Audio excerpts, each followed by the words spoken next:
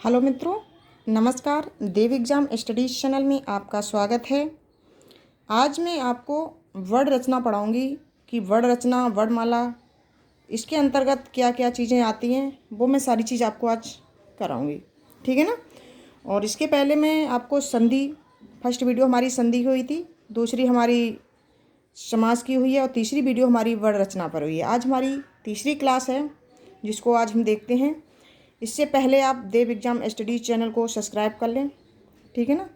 इसके बाद फिर हम बताते हैं आपको वर्ड रचना क्या होती है। जितने सारे एग्ज़ाम होते हैं, ऑल गवर्नमेंटेड एग्ज़ाम कितने सारे होते हैं, उसमें सभी में हिंदी व्याकरण तो पूछी ही जाती है। तो इसलिए आपको हिंदी व्याकरण पढ़नी बहुत ज़रूरी है। संधि हुई, समास हुए, वर्ड रचना हुई, वर्णमाला हुए, तद्भव तत्सम हुआ, है ना। और ये जितनी सारी व्याकरण होती है हिंदी व्याकरण में, वो आपको मैं सारी पढ़ाएंगे। लेकिन आपको स्टार्टिंग से लेकर एंड तक ये वीडियो ज़रूर देखना। अगर आपने स्टार्टिंग से लेकर और एंड तक नहीं देखी तो आपको ये चीज़ समझ में नहीं आएंगी। तो मेरे कहने का मतलब यही है, आप स्टार्टिंग से लेकर एंड तक हमारी वीडियो देखिएगा। और जितनी सारी मैंने वीडियो हिंदी की करवाई हैं उनको ज़रूर आप देखें। और देव एग्जाम स्टडीज़ चैनल को सब्सक्राइब कर लें, उसको मत भूलिए। इसके बाद हम देखते हैं कि वर्णमाला, ये दिया गया है वर्णमाला। वर्णमाला का हमारा क्या है, फर्स्ट पार्ट है। कौन सा पार्ट है हमारा, ये हमारा फर्स्ट पार्ट है। तो इसमें हम बताते हैं कि मुख से निकलने वाली प्रत्येक सार्थक ध्वनि को वर्ण कहते हैं। किससे निकलने वाली, मुख से निकलने वाली, मुख से निकलने वाली प्रत्येक सार्थक ध्वनि को हम क्या कहते हैं, वर्ण कहते हैं। जो हमारे मुख से ध्वनि जो निकलती है वो हमारी क्या होती है, वर्ण होते हैं। क्या होते हैं, वो हमारे वर्ण होते हैं। ठीक है ना। आगे देखते हैं। इसीलिए ध्वनि की अभिव्यक्ति की न्यूनतम इकाई माना जाता है। इसलिए ध्वनि की अभिव्यक्ति की न्यूनतम इकाई माना जाता है। न्यूनतम इकाई किसे माना जाता है, जो सबसे कम माना जाता है। ये वर्ण जो होता है, ये वर्ण बोल लो या अक्षर बोल लो, है ना, बात एक ही होती है। वर्ण भी बोल सकते हैं, अक्षर भी बोल सकते हैं। तो इसे जो मुख से ध्वनि जो निकलती है उसी को तो हम क्या कहते हैं, वर्ण कहते हैं, अक्षर कहते हैं। ठीक है। लेकिन हम पॉइंट बाई पॉइंट देखते हैं। इसमें पॉइंट क्या है, लघुत्तम वाक्य ध्वनि को वर्ण कहा जाता है। लघुत्तम वाक्य ध्वनि को वर्ण कहा जाता है, अक्षर कहा जाता है।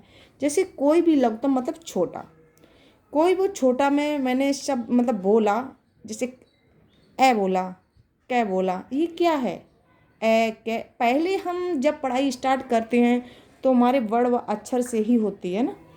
तो इसी तरीके से समझ लीजिएगा आप कि लघुत्तम वाक्य ध्वनि को हम क्या कहते हैं, इसे भी हम वर्ण कहते हैं।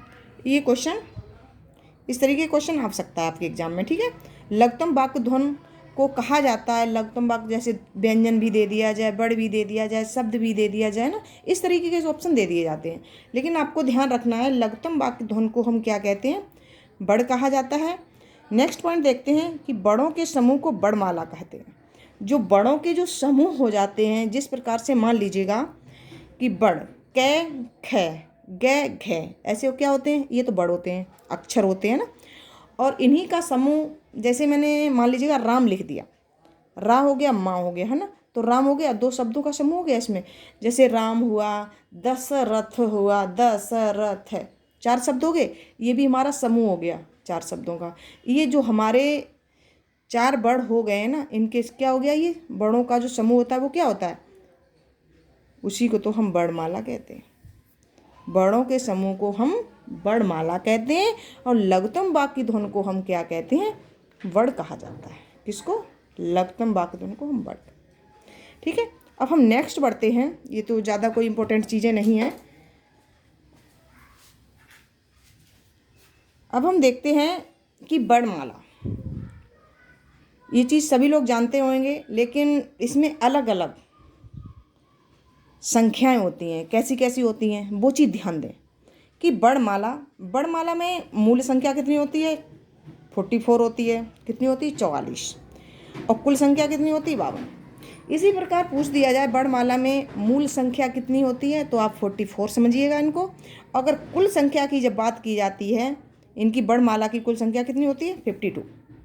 अधिकतम पूछ दिया है, कुल पूछ दिया जाए ना, इसी प्रकार से पूछ देते हैं तो कितनी होती है, 52 होती है। तो इसका वर्गीकरण 3 रूपों में हुआ है। किसका? वर्णमाला का। किस प्रकार से हुआ है? उच्चारण स्थान, वायु संवेग और तारित्व के आधार पर। जो वर्णमाला का मतलब इसका कैसे रूप हुआ है, इसका वर्गीकरण 3 रूपों में हुआ है। किसका वर्गीकरण? वर्णमाला का। जो वर्णमाला का 3 रूपों में हुआ है, उच्चारण स्थान, वायु संवेग और तारित्व। तो हम बात करते हैं उच्चारण स्थान के आधार पर। कौन सा? ये हमारा कौन सा हुआ? फर्स्ट पॉइंट हुआ। उच्चारण स्थान के आधार पर करते हैं। तो उच्चारण स्थान में क्या होता है? जिन वर्णों का स्वतंत्र अस्तित्व होता है, जिनके उच्चारण में कम समय लगता है, जिनके उच्चारण में कैसा लगता है? कम समय लगता है, इन्हें मात्रा भी कहा जाता है। इनकी संख्या 11 होती है। किनकी? जिनमें कम समय लगता है। कम समय किस में लगता है? ह्रस्व में लगता है। ह्रस्व कौन होते हैं? लघु वर्ण होते हैं ना। तो ये चीज़ ध्यान रखना। इन्हें मात्रा भी कहा जाता है। इनकी संख्या 11 होती है। जैसे आ, बड़ा आ, छोटी बड़ी, छोटा ऊ, बड़ा ऊ, री ओ औ, है ना। ये हमारे क्या हुए हैं? ये हमारे स्वर हुए हैं। स्वरों की संख्या हमारी कितनी है? अभी हम वर्णमाला की बात कर रहे हैं। स्वरों की संख्या हमारी है 11। अगर आपके ऑप्शन में 11 आ जाए तो नंबर 1 पे टिक लगाना है। अगर 11 नहीं मिलता है तो आपको 9 पे लगाना है, 9 पे। ठीक है ना। ये चीज़ ध्यान रखना है आपको उच्चारण के स्थान पर। अब हम बात करते हैं स्वर के भी।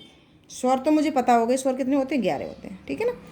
अब स्वर, कौन कौन से स्वर होते हैं? स्वर के भेद, ह्रस्व स्वर भी होता है, दीर्घ स्वर भी होता है, संयुक्त स्वर भी होता है और प्लप्त स्वर भी होता है ना। ह्रस्व, दीर्घ, संयुक्त और प्लप्त स्वर। अब हम चारों स्वरों की बात करते हैं कि ह्रस्व स्वर क्या होता है ना, वो चीज़ भी बताएंगे। दीर्घ स्वर, संयुक्त स्वर और प्लप्त स्वर की बात भी करेंगे ना। कुछ विद्वान संयुक्त और स्वर और दीर्घ को एक साथ जोड़कर स्वर बढ़ के 3 भेद मान लेते हैं, परंतु स्वर वर्णों के भेद 4 हैं। मतलब सभी विद्वानों का अलग अलग मत है। मेरा कहने का मतलब ये है ना कि जितने विद्वान हुए हैं उन्होंने अपना अपना मत अलग रखा है। कोई तो कहता है इसके भेद 3 होते हैं, कोई कहता है इसके भेद 4 होते हैं। लेकिन एक्चुअली क्या होता है, परंतु इसके भेद तो 4 ही होते हैं, लेकिन विद्वानों का मानना अलग अलग तरीके से है ना। तो हम देव एग्जाम स्टडी चैनल को सब्सक्राइब कर लेंगे, इसको मत भूलिएगा। यही मेरी आपसे उम्मीद है कि मैं इतने अच्छा आपके लिए वीडियो लाती हूँ, तो आपका इतना तो फ़र्ज़ बनता ही है कि आप सब्सक्राइब ज़रूर कर लें। इसको मत भूलिएगा, सब्सक्राइब ज़रूर कर लें, अवश्य कर लें, जिससे आपको सारी वीडियो हमारी मिलती रहेंगी, है ना। एक बार सब्सक्राइब कर लीजिएगा, बार बार करने की ज़रूरत नहीं पड़ेगी। एक बार सब्सक्राइब कर लीजिएगा, इसके बाद आपको वीडियो हमारी सारी मिल जाएंगी, जिसमें आपका कुछ नहीं जाता है सब्सक्राइब करने में ना। देखते हैं स्वर। अब हमारी बात हो रही थी स्वर की। तो स्वर हमारे कितने होते हैं? 4 प्रकार के। विद्वानों का अलग अलग मत था, क्योंकि कोई 3 कहता था, कोई 4 कहता है ना। लेकिन क्या होता है, स्वर कितने प्रकार के होते हैं? 4 ही प्रकार के होते हैं ना। तो हम स्वर की बात करते हैं। नंबर 1 क्या है? हमारे स्वर की बात हो रही है। स्वर में क्या होता है कि जिन स्वर वर्णों के उच्चारण में कम समय लगे, जिन स्वर वर्णों के उच्चारण में कैसा लगे? कम समय लगे, वह क्या होते हैं? ह्रस्व स्वर होते हैं। उनको हम क्या कहते हैं? ह्रस्व स्वर कहते हैं। ठीक है ना। और नेक्स्ट देखते हैं, जैसे आ, ई, उ, रे, री। ये हमारे जो 4 हैं वो कैसे? हमारे मूल स्वर हैं। अगर मूल स्वर की बात की जाए तो हमारे स्वर 4 है। छोटा, छोटी ई, छोटा उ, छोटी रिर, ये मूल स्वर हो गए हमारे, जिसमें कैसा लगता है? उच्चारण करने में कम समय लगता है। अब देखते हैं आ को हिंदी वर्णमाला का शहीद वर्ण, वेरी वेरी इंपॉर्टेंट। ये पॉइंट जरूर आपको देख लेना, अच्छे से कंप्लीट कर लेना है इसको मैंने सर्कल बना दिया। शहीद वर्ण, शहीद वर्ण किसे कहते हैं? छोटे आ को, है ना। अगर पूछ दे छोटा आ होता है, बड़ा आ होता है, छोटी ई होती है, कौन सा शहीद वर्ण है, तो आपको शहीद वर्ण में छोटा आ लगाना होगा। अब हम बात करते हैं दीर्घ स्वर की। दीर्घ स्वर में क्या होता है? ह्रस्व स्वर में दोगुना समय लगे। जैसे जो ह्रस्व स्वर है उससे कम समय लगता है, उससे जो कम से मेरा दोगुना समय जो लग जाता है, वो हमारा क्या होता है? दीर्घ स्वर होता है। क्योंकि दोगुना की बात हो रही है, दीर्घ मीन्स बड़ा, दोगुना समय लगता है ना। तो ये चीज़ ध्यान रखना कौन कौन से होते हैं। कुल संख्या इनकी 3 होती है और कुल 7 भी हो सकती है। 3 भी होती है, लेकिन अगर अधिकतम पूछ दी जाए तो 7 होती है। ठीक है ना। तो अब हम बात करते हैं किसकी, संयुक्त स्वर की। संयुक्त स्वर में क्या होता है एक्चुअली देखना कि संयुक्त स्वर, जो स्वर बड़ को स्वर बड़ों से मिलकर बनते हैं, जो स्वर बड़ दो स्वर बड़ों से मिलकर बनते हैं, जिनकी संख्या कितनी है, 4 होती है। कितनी होती है संख्या इनकी, इनकी संख्या होती है 4, जो संयुक्त स्वर होते हैं। अगर दीर्घ स्वर की बात कहते हैं तो कितनी संख्या होती है, 3। अधिकतम कितनी होती है, 7। ध्यान रखें इस चीज़ को। और जो हमारे 4 होते हैं संयुक्त स्वर, वो कौन कौन से होते हैं, छोटी ए, बड़ी ए, छोटा ओ और बड़ा ओ। ये हमारे होते हैं कौन से, संयुक्त स्वर होते हैं। अब संयुक्त स्वर में हम क्या जोड़ देते हैं, क्या मिला देते हैं, है ना, जो हमारा दीर्घ स्वर भी बन जाता है, कैसे, ये चीज़ हम आपको बताएंगे। तो हम देखते हैं संयुक्त स्वर की बात हो रही है हमारी, कि संयुक्त स्वर में छोटी ए, बड़ी ए, छोटा ओ और बड़ा ओ की बात हो रही है ना। तो क्या होता है इसमें, ए ऑब्लिक बड़ा प्लस छोटी ऑब्लिक बड़ी, बड़ी ए छोटा ऑब्लिक बड़ा प्लस छोटी ए बड़ी ए। ओ का ऐसे ही मतलब सारा का ऐसे होता है। ओ में क्या होता है, छोटा ऑब्लिक बड़ा प्लस छोटा ऊ ऑब्लिक बड़ा ऊ, ऐसे इसमें हुआ है। लेकिन बात हो रही है ए अगर होगी तो ई होगा साथ, ए होगी तो छोटी ए हो जाएगी, छोटी ए बड़ी ए, अगर ओ होगा तो छोटा ऊ बड़ा ऊ। लेकिन लास्ट वाले जो ये चीज़ है ना, ये ध्यान रखना है आपको, ठीक है ना, ये वाली चीज़ें ये ध्यान रखनी है आपको, इधर वाली और बाकी सेम ही। तो ये हमारे क्या हुए, संयुक्त स्वर की बात हो रही थी। अब हम बात करते हैं प्लुप्त स्वर की।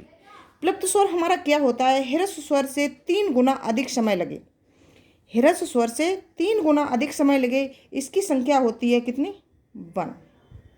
सभी की संख्या 1 है। अब ये समझ लीजिए हमारे स्वर कितने हो गए, 4 प्रकार के, ह्रस्व स्वर, दीर्घ स्वर, संयुक्त स्वर और प्लुप्त स्वर। तो मैंने ये चीज़ बता दी कि ह्रस्व स्वर की जो हमारी संख्या होती है, मूल स्वर, वो हमारे 4 होते हैं। और सहित स्वर को हम क्या, छोटे या को बोलते हैं। और संयुक्त स्वर जो हमारा होता है वो हमारे कितने होते हैं, संयुक्त स्वर हमारे 4 होते हैं, छोटी ए, बड़ी ए, छोटा ओ और बड़ा ओ, है ना।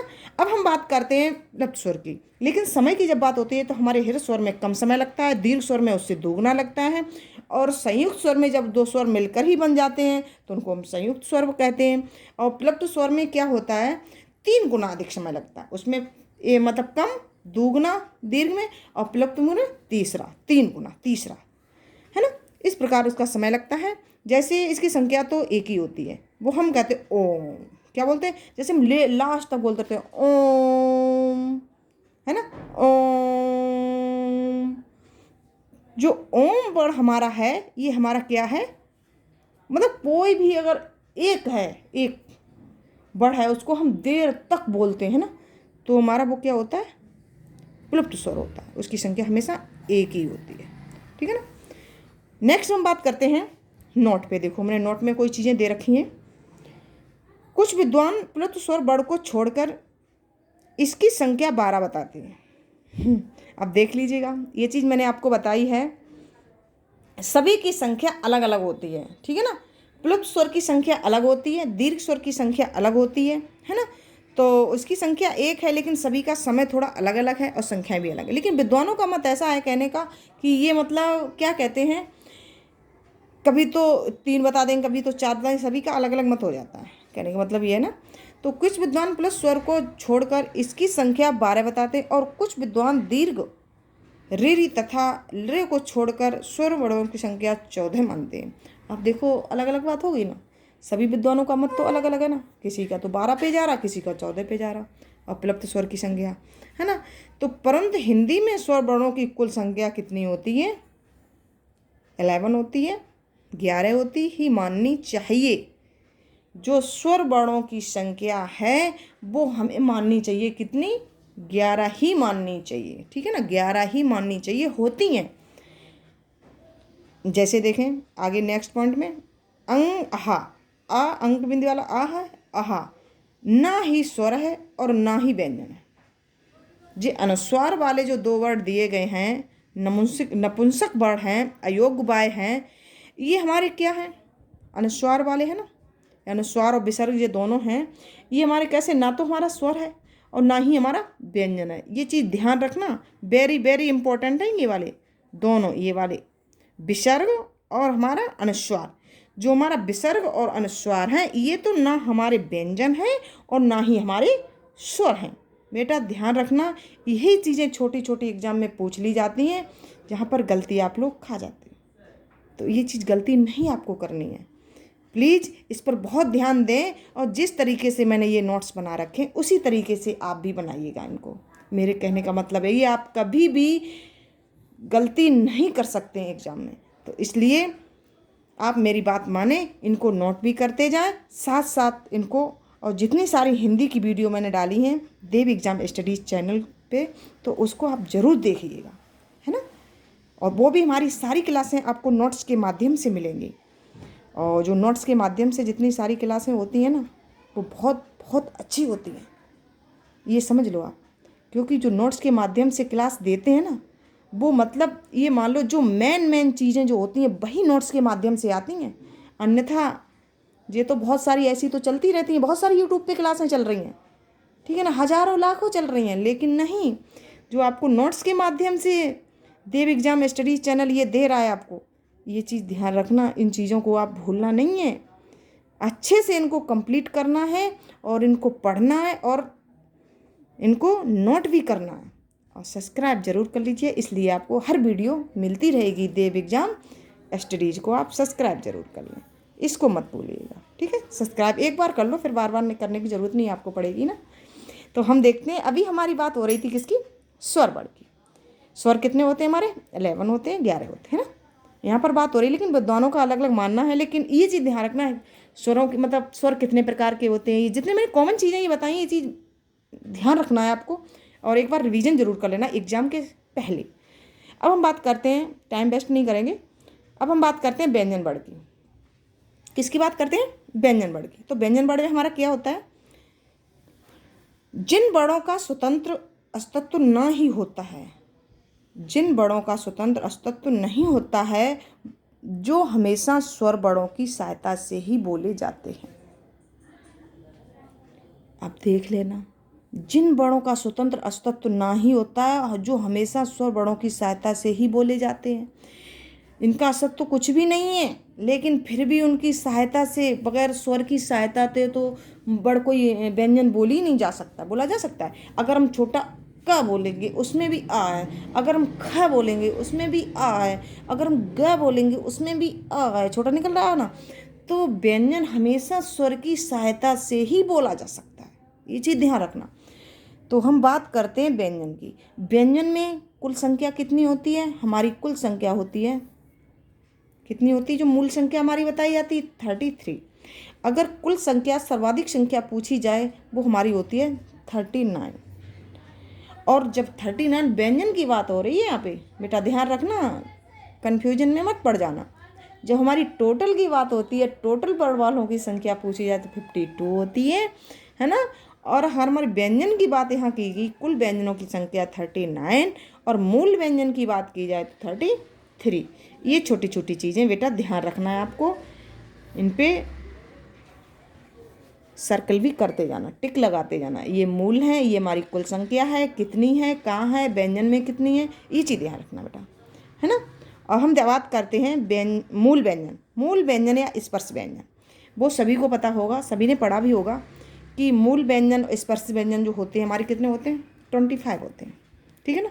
25 कैसे होते हैं, जो हमारे वर्ड होते हैं वो वर्ग, कौन कौन से वर्ग हैं हमारे, क वर्ग, च वर्ग, ट वर्ग, त वर्ग और पै वर्ग, ये 5 होते हैं। और पाँचों में 5-5 वर्ड होते हैं, तो 25 25 हो गया। इसी तरीके से हम देखते हैं, क्या देखते हैं कि का वर्ग है, कौन सा है, ये हमारा वर्ग होता है ना, ये का वर्ग है, ये क्या है हमारा का वर्ग है, चा वर्ग है, हमारा ट वर्ग है, त वर्ग है, हमारा पै वर्ग है, ठीक है ना, ये हमारे वर्ग हो गए। अब हम बात करते हैं किसकी, कंठस्थ की। कंठस्थ में पूछ दिया, देखो का से कै कंठस्थ, ध्यान रखना, का से कै कंठस्थ हो गया, ये तो आपको करने की जरूरत नहीं। कै ख ग घ ङ, ये कंठस्थ हो गया। च छ ज झ ञ, ये तालु हो गया। ट ठ ड ढ ड़, ये मूर्धा हो गया। त थ द ध न, ये क्या हो गया, तंत हो गया। प फ ब भ म, ये क्या, ओष्ठ है। बाकी बचे हुए 16 मूल वर्ग, ये टोटल हमारे कितने होते हैं, 16 मूल वर्ग, और टोटल कितने हो गए, 25। अगर बाकी बचे हुए कितने हो, टोटल हमारे ये कर दिए जाएं तो कितने हैं, 25 वर्ग है। अगर मूल वर्ग की बात की जाए तो मूल में हमेशा लास्ट वाला वर्ड ये छोड़ देना, और ये 4 वाले 4 कितना हो गया, ये हो गया। ठीक है ना, ये चीज़ ध्यान रखना, मूल के अलग हैं, वो 16 वर्ग होते हैं और हमारे टोटल होते हैं 25 वर्ग। अब हम बात करते हैं अंतःस्थ व्यंजन। या र ल व स है, क्षेत्रीय ज्ञ और स्पर्श व्यंजन 25 हो गए। ठीक है ना, ये हमारे कितने हो गए, 4 4 6, 4 4 8, 4 6, कितने हो गए हमारे, बताइए। 4 एकम 4, 4 दूनी 8, 4 तिया 12, 13 14, ये 14 हो गए हमारे। कितने हो गए, ये 14 हमारे ये वाले हो गए। ये हमारा अंतःस्थ हो गए, ये हमारे स ये संघर्षी हो गए, और ये हमारे क्षेत्रज्ञ, ये हमारे संयुक्त वाले हो गए। ठीक है ना। अब हम बात देखो, यहाँ पर आपको समझ में ये चीज़ें आएंगी, यहाँ पे नहीं इतनी समझ में आ रही होंगी। ठीक है ना, वो तो मैंने कॉमन करके लिख लिए हैं, लेकिन यहाँ पे देखिएगा, स्पर्श व्यंजन, अंतःस्थ व्यंजन, ऊष्म व्यंजन, संयुक्त व्यंजन, द्विगुण व्यंजन, वैदिक। वैदिक की संख्या हमेशा 1 होती है। का से माँ तक, का से जो माँ तक के हैं, का से लेकर माँ तक के हमारे कितने स्पर्श व्यंजन होते हैं, 25 25। इसके मूल कितने होते हैं, 16। कुल कितने होते हैं, 25। ये मैंने यहाँ पर ये चीज़ बताई। अंतःस्थ की मैंने जब बात की तो अंतःस्थ ये मूल कितने होते हैं हमारे वर्ड अंतःस्थ वाले, ये हमारे 4 होते हैं, ए आर एल व कितने होते हैं, 4। अब हमारे ऊष्म व्यंजन की बात होती है ना, संघर्षी स है, ये कितने होते हैं, 4, ये भी होते हैं। अब हमारे संयुक्त व्यंजन की बात हो रही है, ये संयुक्त व्यंजन है बेटा, ध्यान रखना, संयुक्त स्वर अलग होते हैं, जो छोटी ये बड़ी है, छोटा वो बड़ा हो, ये संयुक्त स्वर होते हैं, ये हमारे संयुक्त व्यंजन है। व्यंजन की बात की जाए तो व्यंजन की तरफ जाइएगा, संयुक्त की बात की जाए तो हम संयुक्त तरफ जाना है। तो हमारे क्या हो गई, ये संयुक्त व्यंजन। 6 3 ज्ञ अस्त्र, इसमें कितने मूल वर्ड 4 हैं, इसमें भी 4 हैं, इसमें भी 4 हैं। ठीक है ना। अब वैदिक संख्या इसकी कितनी होती है, 1। द्विगुण होते हैं, ये ढ और जैसे उत्क्षिप्त और कहते हैं, उत्क्षिप्त वर्ड वही बोलते हैं इनको, डेढ़ा को। ये तुर्की भाषा के होते हैं, ये शब्द ये कई बार एग्जाम में पूछा गया है, ये सब दे दिया, ये कौन सी भाषा का है, ये कौन सी भाषा के वर्ड हैं, डे और ढे मतलब कोई एक दे दिया जाएगा। तो आपको ये चीज़ ध्यान रखनी है, ये तुर्की भाषा के, किसके, तुर्की भाषा के। अब हम बात करते हैं इसकी जो मूल व्यंजन कितने हैं, ये मैंने ऊपर बता चुकी हूँ आपको, 33 होते हैं। मूल व्यंजन कितने होते हैं, 33 होते हैं, और जो कुल संख्या की बात जब हम करते हैं तो 39 हो जाते हैं। ठीक है ना। अब हम बात करते हैं अर्धस्वर। अर्धस्वर जो हमारे होते हैं ओनली 2, या और वह, वेरी वेरी इंपॉर्टेंट, इस पर वेरी वेरी इंपॉर्टेंट लगा लीजिएगा, ये वेरी वेरी इंपॉर्टेंट हैं। कौन, या वह अर्धस्वर। कई बार एग्जाम में यूपी टेट सी टेट में ये पूछे गए हैं, तो ये ध्यान रखना है कि अर्धस्वर कौन कौन से होते हैं। द्विगुण, उत्क्षिप्त व्यंजन, आगत व्यंजन और निर्मित व्यंजन। ठीक है ना, द्विगुण पता ही हो गया, उत्क्षिप्त व्यंजन ये मैंने बता ही दिया था, आगत व्यंजन होते ही है, निर्मित व्यंजन ये इसमें हो गए है ना।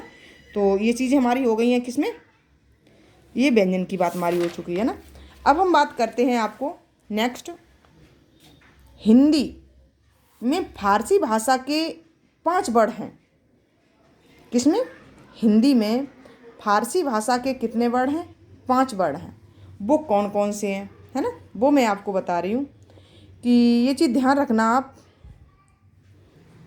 कि जहाँ पे कै और ये वाला पॉइंट लगाओ, ऐसे देखो नीचे लगा है, कै के नीचे ये पॉइंट लगा, ये हमेशा फारसी भाषा के वर्ड हैं।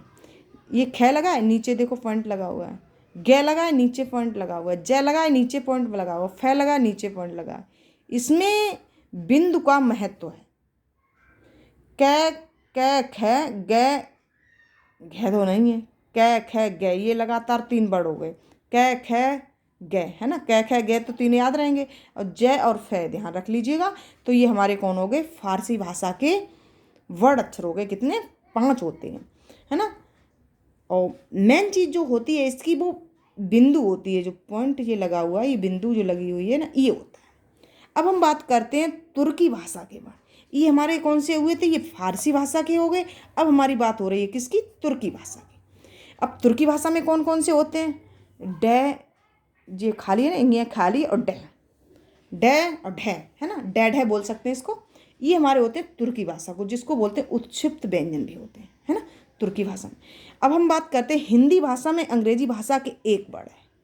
सबकी भाषाएं अलग अलग हैं। फारसी भाषा के अलग 5 वर्ड मिलेंगे आपको, तुर्की भाषा में 2 वर्ड हैं, वो भी आपको ढ और ढ, है ना। और हिंदी भाषा में जो अंग्रेजी भाषा में एक वर्ड है वो कौन सा है? हिंदी भाषा में जो अंग्रेजी भाषा का एक वर्ड वो अ होता है, इसको बोलते हैं।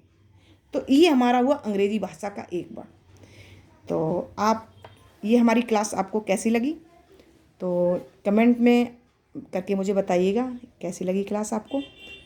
और जितने सारे गवर्नमेंटेड एग्ज़ाम के ये लिखा देखो, ऑल गवर्नमेंटेड एग्ज़ाम, जितने सारे गवर्नमेंटेड के एग्ज़ाम होते हैं उनमें हिंदी व्याकरण तो पूछी ही जाती है। इसलिए जितने सारे व्याकरण के चैप्टर हो रहे हैं उनको आप ज़रूर देखना मत भूलिएगा, ज़रूर देखें। और देव एग्ज़ाम स्टडीज़ चैनल को सब्सक्राइब कर लें। मैं आपके साथ इंदिरा मैडम हूँ। एक अच्छा सा प्यारा सा कमेंट भेजिएगा मेरे लिए, और देव एग्ज़ाम स्टडीज़ चैनल को सब्सक्राइब कर लें। Thank you watching video. I love you guys.